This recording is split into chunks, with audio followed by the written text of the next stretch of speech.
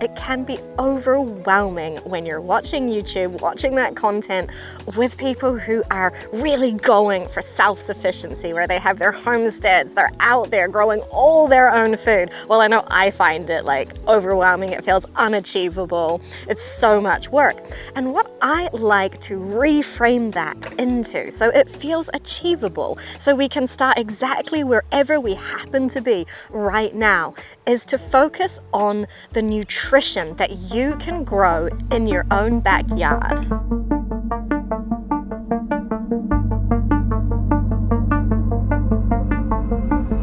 If you've been watching this channel for any length of time, you will know that I am concerned about the state of the world and food security and local food security. So this is a little bit talking about those kinds of topics, but the main focus of this video is getting out there and addressing nutritional needs that we as people need. This is just like our chickens need to have a healthy diet to keep them healthy and strong and doing their best, so do people. And we all know we're living it right now. We have a very chaotic world right now. The political system is unstable, the climate is just all over the place, and we're having things like massive inflation. Like we don't need to talk about this too long. We know it, we're living it.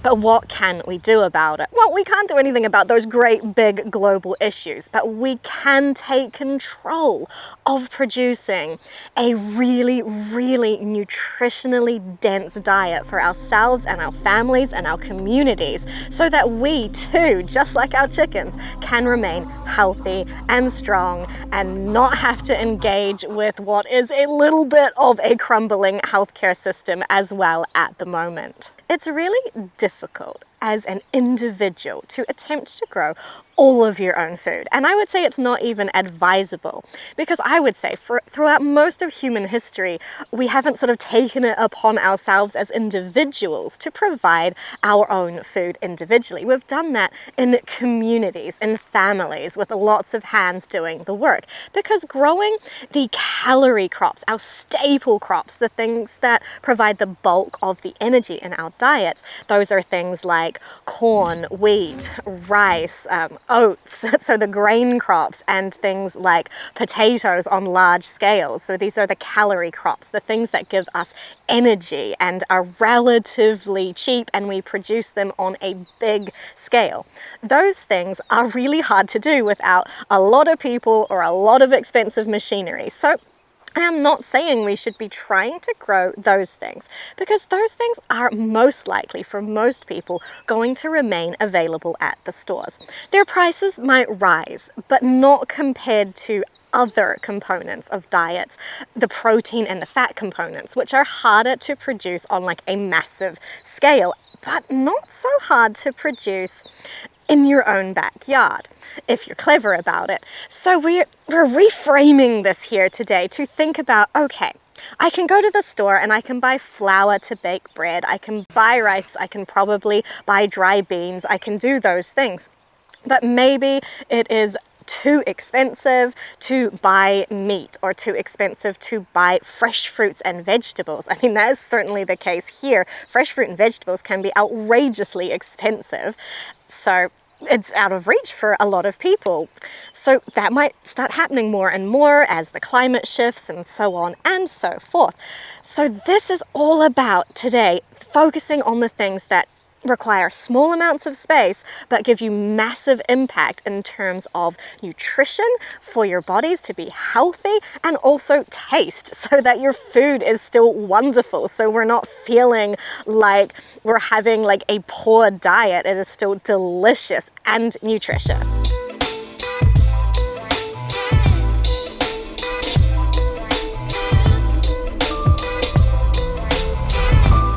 So what does growing nutrients in your backyard look like?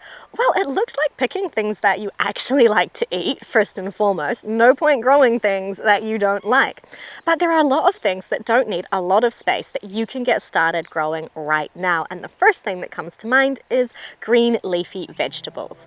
They can grow in very small spaces. You can grow them in pots, you can grow them in grow bags, or you can go all in and grow them out in the garden. There are sorts that you can grow in the summer and in the winter. They're very, very versatile, and they are packed full of B vitamins, which is something that gets stripped out of a lot of the food that we buy in the store. You know, if you're buying white flour and white rice, a lot of the nutrition has been stripped out of those products. So while they're providing you with energy, they're not providing you with the vitamins and minerals that they may have had in their more pure state. So green leafy vegetables, full of B vitamins, and we need B vitamins to be healthy. That's a great one to get started with if you haven't got started with anything yet. Garlic is an excellent crop to grow. Now, it does need to be in the ground for quite a while, but you can also grow garlic in pots if you haven't got a lot of space. It needs 6 months from start to finish, so it is a time-consuming crop, but it's an easy one. You plant it and you make sure it gets watered occasionally, and that's pretty much it. Then you harvest it. So it's a really good one, and garlic is, of course, a superfood. It's full of excellent nutrients for us. It's a sulfur plant that likes to bring sulfur into our diets, and sulfur is really important for us, for our bodies. So garlic's a great one, and of course it tastes amazing, and your own garlic that you grow is going to taste better than anything you can buy at the store, if you can even buy it at the store. Here in New Zealand, garlic is insanely expensive to buy if you want to buy the good stuff, and so it's a great one to grow. It's going to save you a lot of money straight out the gate, even right now with the kind of prices we have. So get yourself growing garlic. I like to grow crops that are good for both eating when they are fresh in season and for preserving once they come out of season. So for me, that is a lot of tomatoes. I love eating fresh vine-ripe tomatoes in the summer and the autumn, and then I spend a lot of time and effort preserving them into tomato sauces and things, because we like to eat a lot of foods that have that as a base. So it can go as a pizza sauce, it can go into like pasta sauces. It's a great versatile product, and I think it tastes amazing. Hey, if you don't like tomatoes, pick a different sort of crop like this. You could get really into making like hot chili sauce or something like that. And these fresh plants that you preserve yourself, you're keeping all of those amazing nutrients in them for yourself, and you know how they've grown, you've harvested them yourself, you've tasted them. And that's the thing about the taste of food that you grow yourself.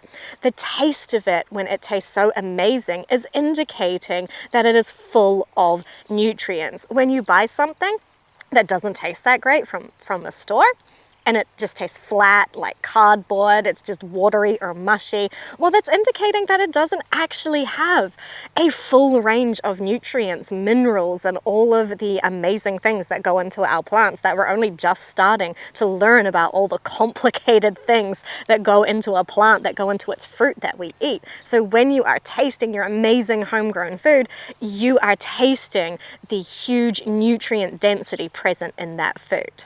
If you have more space out in your yard, you could look at growing things for storing. So growing storage crops. That's things like pumpkins, winter squash, things like potatoes or onions. These are things that need more space to grow and a bit more time. So you've got to pick something that fits the climate that you're living in. So I grow a little bit of that stuff, but it's not my main focus just because of how much space it takes up. And if it's a choice between more tomatoes or more pumpkins, I'm going to go with more tomatoes. But that is entirely an individual thing. You might absolutely love pumpkins and pumpkin pie and all of the wonderful things you can do with pumpkins. In that case, go ahead and grow as many as you can fit in your space, because when you're dealing with bright, vibrant colors, you're dealing with great nutrient density that's really good for you. So that bright orange or a different colored pumpkin flesh, it's indicating that it is an absolutely fantastic food for you to be eating, and it's a great storage crop to keep for your chicken flock in the wintertime, and they love it, and they love the pumpkin seeds. And if we're talking about getting a little bit more complicated and time consuming with what you might want to grow, you can buy and plant and save the seed so you can keep going without having to buy it again, pumpkins that are an oil seed pumpkin. So they make seeds inside that don't have a hull, so that you don't have to go through the effort of dehulling the pumpkin seeds to be able to eat them, and you can save the seeds just to eat the seeds, or you can, if you want to invest in that kind of technology, you can use that to make pumpkin seed oil, which is fantastic and a great way to get a high nutrient food into your diet. But that won't be for everyone. You're going to need the space and the time to do that. So you just pick whatever works for the space and time that you have available to you. And of course, I have to mention culinary herbs. Again, they can grow in very small spaces. So even if the only thing that you grow is some basil or coriander or thyme, or have a little pot of a rosemary bush, even if that's all you do, that is going to make your food so much more wonderful and put little pockets of really nutrient dense foods into your diet. So even if that's the only thing you do, go ahead and do that, because fresh herbs you've just cut for yourself right before you cook, they're so much better than anything you can get at the store, so much better than dry, and you can dry them yourself as well. So you're really becoming self-sufficient in that one little pocket, and it keeps your food tasting amazing, even if foods that we might have been accustomed to eating more of start to become a little bit financially out of reach.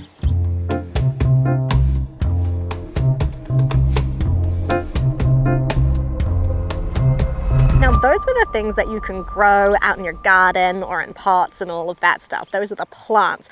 But you can also have animals in your backyard. And of course, I love chickens. I do lots of videos about chickens. If you can have chickens, I absolutely recommend getting chickens, because what chickens do for us is they lay eggs, and they do that pretty consistently, and eggs are an absolute superfood. If you have chickens, you have protein and you have fat, which gets really expensive to buy at the supermarket. An egg has everything in it required to make a chick. And if we are then eating the eggs, we are eating everything: the calcium, the phosphorus, the essential fatty acids, and the protein, and all of the amazing things that are in that egg. We get to eat it, which of course means it's important that our chickens have a healthy diet, but I've done plenty of videos about that. So chickens are great. If you haven't got room for chickens, you can look at quail, which can be kept indoors if you need to, and quail lay a huge number of eggs. They're very, very tiny, but they're still an absolute nutrient dense food. You just might have to eat a few more of them than a chicken egg to get the same result, but quail eggs are fantastic. If you do have a bit more space, you can look at raising a pig, or you could look at having dairy animals like sheep or goats. Goats are an absolutely fantastic dairy animal. They have a very versatile diet. They like to eat like branches and rough old grasses, and so they are a browser rather than a grazer. So they're not going to completely decimate all your pasture, and if it came to it, you could go out or take the goat out and browse along hedges and things like that. So if the world starts to get more topsy-turvy, but you have a couple of dairy goats, you can just take them for a walk along hedgerows and scrappy areas, and they will be so happy with that food. So goats are a super versatile animal. Of course, you should try to give them their nutritional requirements, but unlike chickens, who are a bit more specific, they do need more energy, they can't They can't survive just on grass and forage. They can't, that's not how their digestive system works. But a goat is going to love eating leafy branches. They're going to love eating the old grass that has grown up, and they will eat a bit of fresh grass as well. So the foods that the chickens can't eat, the goats can eat. And then you get your milk from the goats, and that milk, after you make cheese with it, and then you're preserving that fat and protein in something that can last a long time, and that produces whey. And then the whey is a protein which you can then feed to your chickens, providing them with the protein component. So it's just a nice little circle if you've got the space to put some goats in your backyard.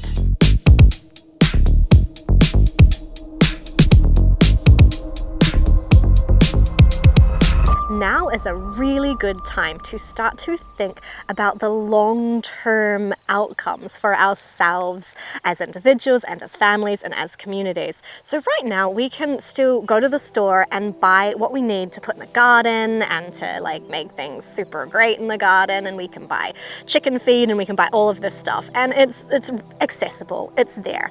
So now's the time to think about, well, let's put in a garden and let's put the things into the garden that it needs. So when we're talking about the soil, let's make sure that the soil has all the micronutrients needed for the plants to grow healthy, because those plants are going to take in those micronutrients, and then we're going to eat the plants and we're going to get the micronutrients that we need, because not all soils have the full range of everything that plants and people and animals need to be healthy. So it's a great idea now, while you can still, just go to the store and buy those micronutrients to get them into your soil and start the cycle moving, whereby you're planting the plants and then you and your animals are eating the plants, and hopefully you have your chicken compost system sorted out and whatever other animals you have, that you're recycling their manure back into your garden, so those things keep going just around in that beautiful circle, so you don't have to keep going back to the store to buy more things. And I know there are a lot of strategies talking about how you don't need to go and get things and put it in, that you can achieve it all just by growing different plants and all the rest of it. And that may be true and that may be possible, but it takes a much longer time than just working out what is not present and putting it in whatever form that is available to you at a price point that you can afford. Here in New Zealand, getting soil tests are extremely expensive for like a home scale system. So I haven't gone and done those soil tests myself, but I am putting the things in because I am watching my plants and guessing basically, but may as well put it all in while I have it available. In lots of other countries, you can get very affordable soil tests that do tell you what your soil has and doesn't have. So if it's available to you, go ahead and do it, because over the long term, this is all going to be fantastic for your health, because it might not be possible to get those micronutrients in future. It might not be possible to get the soil test in future. So lay your foundation now, work out what you can achieve and on what time frame. It doesn't have to all be right this moment, but do have a plan for getting there. Think about how you can make cycles work together so that you reduce the amount of input you need to bring to your system. So having a worm farm to recycle the garden waste so they can go back out to the garden, and then your chickens can eat any surplus worms, giving them protein. Get little systems like that happening. Get your composting chicken run in place. If you haven't got chickens, get a compost system in place. Just get all of these things going. Learn the skills to make that happen. So when it becomes absolutely essential that we are growing our own food as much as we possibly can, you know what you're doing. You know what works for your climate. You know what you and your family like to eat. You've worked it out before it becomes an absolutely crucial thing that we all need to start doing.